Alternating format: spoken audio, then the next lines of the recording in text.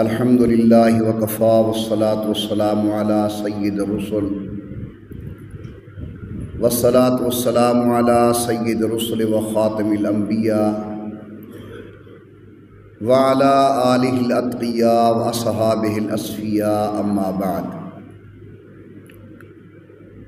نہایت ہی قابل قدر برادر مکرم حضرت مولانا زبیر احمد صدیقی صاحب جانشین امام اہل سنت حضرت مولانا عبداللطیف توسوی صاحب آج کی اس محفل کے میزبان اور روح رواں برادر عزیز حضرت مولانا عثمان حیدر صاحب اور تقریباً پورے ڈویژن سے تشریف لے آنے والے قابل قدر علماء کرام، السلام علیکم ورحمۃ اللہ وبرکاتہ۔ آج کی یہ مختصر لیکن پروقار تقریب دو عنوانوں سے معنون ہے: خدمات امام اہل سنت حضرت علامہ توسوی رحمۃ اللہ علیہ، اور دوسرے نمبر پر دینی مدارس کی خدمات کو اجاگر کرنا۔ حضرت مولانا محمد عبدالستار توسوی رحمۃ اللہ علیہ ملک کے مشہور قصبہ اور اب ضلع شہر توسہ شریف کے اندر 1926 کے اندر پیدا ہوئے، اور آپ نے مکمل تعلیم توسہ شریف کے خواجگان کی طرف سے قائم مدرسہ محمودیہ کے اندر حاصل کی، جس کے اندر عمومی طور پر اساتذہ کرام دارالعلوم دیوبند سے فاضل تھے، اور ایک شیخ المعقول والمنقول حضرت مولانا عبدالستار صاحب شیلانی رحمۃ اللہ علیہ، ان کی فراغت رامپور سے تھی۔ حضرت خواجہ نظام الدین توسوی رحمۃ اللہ علیہ کی حکم پر جامعہ محمودیہ کے اندر دورہ کرنے کے بعد حضرت علامہ توسوی رحمۃ اللہ علیہ دارالعلوم دیوبند شریف تشریف لے گئے۔ ٹائم مختصر ہے، میں ذرا مختصر ان کی زندگی کا خاکہ آپ کے سامنے رکھنا چاہتا ہوں۔ وہاں شیخ العرب والعجم حضرت مولانا حسین احمد مدنی رحمۃ اللہ علیہ اور اس وقت کے دیگر جید اکابرین کی خدمت کے اندر زانو تلمس طے کر کے حضرت نے سند حدیث حاصل کی۔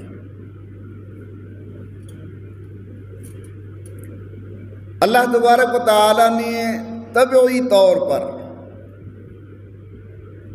ایک جذبہ رکھا ہوا تھا حضرت توسوی کے اندر، عظمت صحابہ، مسلک اہل سنت پر کیے جانے والے اعتراضات کا جواب اور دفاع۔ یہ طلب اور تڑپ آپ کو لکھنؤ لے گئی، جہاں حضرت نے امام اہل سنت حضرت مولانا عبد الشکور لکھنوی رحمۃ اللہ تعالی علیہ کی خدمت کے اندر جا کر استفادہ کیا۔ حضرت کا دورہ میرے معلومات کے مطابق جو ان کی سوانح کے اندر ہے 1946 کا ہے۔ حضرت پاکستان تشریف لے آئے اور جامعہ محمودیہ کے اندر حضرت بطور مدرس کام کرنے لگے۔ بارہا فرماتے تھے کہ میں نے کریمہ سے لے کر بخاری شریف تک تمام اسباق پڑھائے ہیں، یعنی وہ عام خطیب یا مبلغ کی حیثیت نہیں رکھتے تھے، وہ ایک کامیاب مدرس بھی تھے۔ انہی دنوں کے اندر جام پور کے شہر میں سردار احمد خان پتافی رحمت اللہ علیہ نے اصحاب رسول کے خلاف مخالفین کی بڑھتی ہوئی یلغار کو دیکھ کر ایک مختصر لیکن بیدار مغز اور ہمدرد دل رکھنے والے لوگوں کی میٹنگ بلائی۔ 12 دسمبر سن 1946 کے اندر علامہ خالد محمود صاحب 44 لکھتے ہیں، خود حضرت مولانا نور حسن شاہ بخاری 46 لکھتے ہیں، جس کے اندر تنظیم اہل سنت والجماعت کے نام سے ایک جماعت بنانے کا ارادہ پیش کیا گیا اور الحمدللہ سب نے قبول کیا۔ پہلے صدر سردار محمود خان لیواری جو فاروق خان لیواری کے چچا تھے وہ بنے،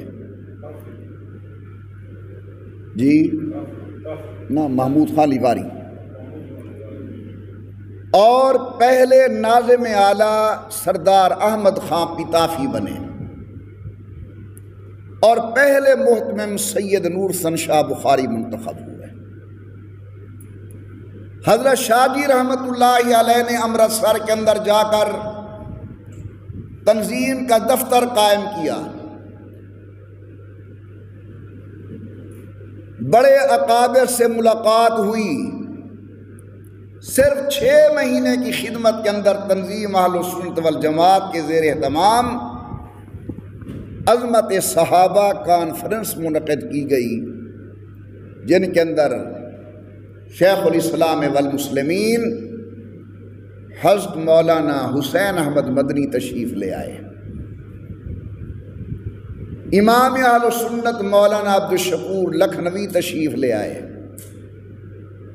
اور اسی کانفرنس کے اندر مفتی اعظم ہند حضرت مولانا مفتی کفایت اللہ صاحب تشریف لے آئے۔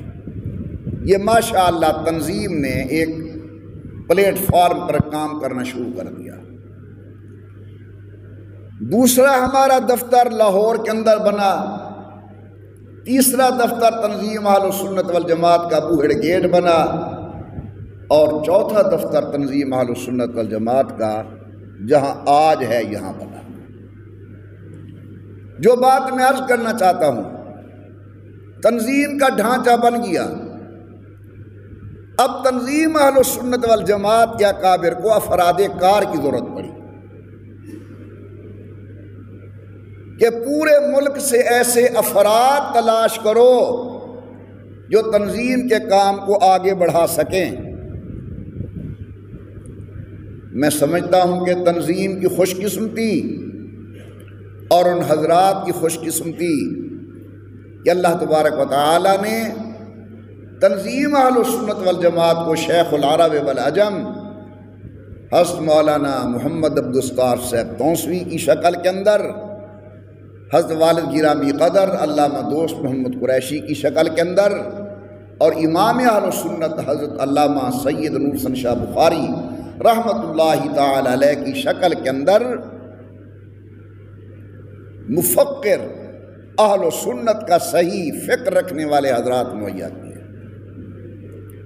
تنظیم نے اپنا کام 3 حصوں میں تقسیم کر دیا: تصنیف و تالیف، تبلیغ اور مناظرہ جات۔ تصنیف و تالیف کے اندر بہت بڑا کردار امام اہل سنت حضرت مولانا سید نور حسن شاہ بخاری رحمت اللہ تعالی علیہ کا ہے۔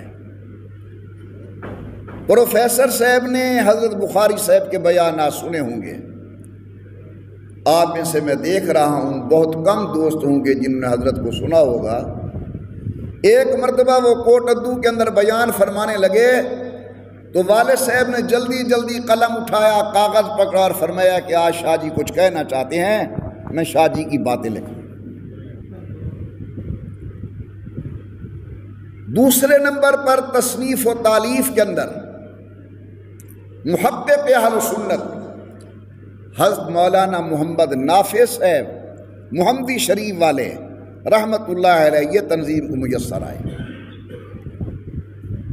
مناظرے کے میدان کے اندر اللہ نے حضرت علامہ توسوی رحمت اللہ علیہ، حضرت والد گرامی قدر رحمت اللہ علیہ اور سید احمد شاہ صاحب چکیروی رحمت اللہ علیہ، یہ 3 افراد اللہ نے تنظیم کو مہیا کیے جنہوں نے میدان مناظرہ کے اندر دلائل کی دنیا کے اندر اہل سنت والجماعت کی حقانیت کو ثابت کیا۔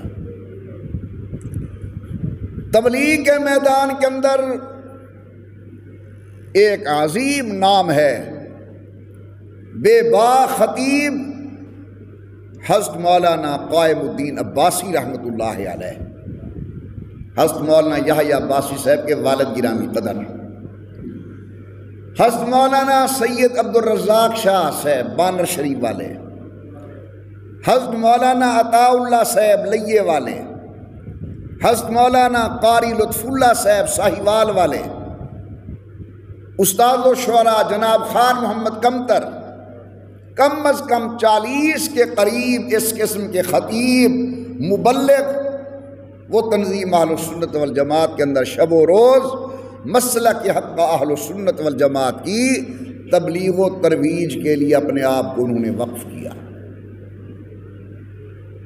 جہاں تک حضرت توسوی کا تعلق ہے، میرے نزدیک تنظیم اور حضرت توسوی لازم و ملزوم ہیں۔ توسوی صاحب کا نام تنظیم کا تعارف ہے اور تنظیم کا نام توسوی صاحب کا تعارف ہے۔ حضرت والد گرامی قدر نے سن 1973 کے اندر حضرت توسوی کو صدر تنظیم منتخب کیا۔ حضرت توسوی رحمۃ اللہ علیہ تبلیغ کے میدان کے اندر زیادہ دلچسپی لیتے تھے، مناظرانہ شب و روز کے کام تھے، فرماتے تھے میں صدر نہیں بنتا، میں صدر نہیں بنتا، میں صدر نہیں بنتا۔ آخری میٹنگ جو ملتان میں ہوئی، قدرتاً میں وہاں حاضر تھا، تو والد صاحب نے فرمایا ایویں کر چلو آج چپ کر، اگلی میٹنگ تے فیصلہ کر گن سو، لیکن وہ اگلی میٹنگ دیکھنا نصیب نہ ہوئی، والد سے فوت ہو گئے۔ اور پھر تا دم زیست امام اہل سنت حضرت علامہ توسوی رحمۃ اللہ علیہ نے تنظیم اہل سنت والجماعت کی سٹیج سے تبلیغی کام کیا۔ دوستو ذرا میری بات کو توجہ سے سننا، حضرت توسوی کے مزاج کے اندر اعتدال تھا۔ بڑی آندھیاں چلی، بڑے جکھڑ گھولے، بڑی چیزیں سامنے آئیں، لیکن اس اللہ کے بندے نے اکابر کے راستے کو نہیں چھوڑا، نہ مسلک کے اندر، نہ اعتدال کے اندر، نہ طرز تبلیغ کے اندر۔ اگر خدا نہ خواستہ حضرت بھی اس رو کے اندر بہ جاتے، شاید آج صحابہ کرام کا اس انداز میں نام لینے والا مولوی نہ ہوتا جس انداز میں آج لیا جا رہا ہے۔ قریہ قریہ، بستی بستی، گاؤں گاؤں، پیدل چل کر حضرت والد گرامی قدر اور حضرت توسوی رحمۃ اللہ علیہ نے دین کی خدمت کی ہے۔ میں اپنے والد کا نام نہیں لے رہا زیادہ، کیونکہ آج موضوع سخن امام اہل سنت علامہ توسوی رحمۃ اللہ علیہ ہے۔ اللہ تبارک و تعالی نے ان کو ایک سوچ دی تھی، جس طرح ہے نا کہ اتقوا فراست المؤمن فإنہ ینظر بنور اللہ، اس کا صحیح مصداق حضرت توسوی تھے اپنے دور کے۔ گڑھ مہاراجہ والوں نے بڑی منت سماجت کر کے حضرت سے ٹائم لیا۔ گڑھ مہاراجہ کے ساتھ پہلا سٹاپ، گڑھ موڑ سے پہلا سٹاپ آتا ہے کپوری پل، وہاں کے کھوکھر برادری حضرت کی خادم تھی، ان کو ملا کر ٹائم لیا گڑ مار اپنا چوبارے کے لیے دے دیا حضرت نے۔ سفر تھا حضرت کا 18,000 کی طرح، مجھے بھی ساتھ لے آئے۔ جب وہاں پہنچے پل کپوری پر تو کھوکر صاحبان کو بلا کر کہا کہ بھائی اپنا کرایہ واپس لو، میں نہیں آتا۔ سب حیران، حضرت کیوں نہیں آتے؟ یہ جملہ سنیں۔ حضرت نے فرمایا میں ابھی چوبارے سے گزرا ہوں، مجھے خون کی بو آتی تھی۔ میں چوبارے سے گزرا ہوں، مجھے خون کی بو آتی تھی۔ سب خاموش، پیسے کرائے کے واپس لے لیے۔